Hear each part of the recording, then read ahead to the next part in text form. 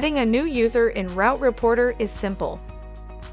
In this video, you will learn how to add a new user to the RouteReporter web tool. Only administrators designated by your company will have access to this function. Let's begin. Add a new user in RouteReporter. Log in to RouteReporter.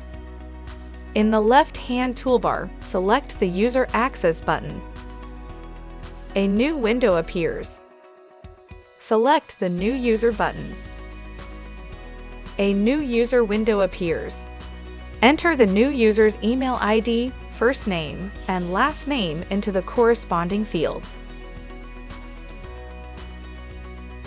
Enable and expand the RouteReporter Access drop-down menu to select the appropriate access type for the new user.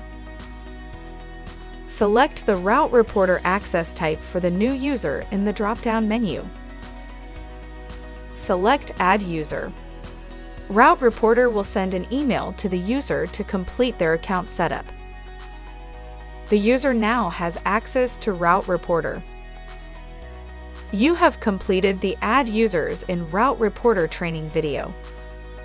To learn more about this product, visit our Learning Center to access on-demand training and online help.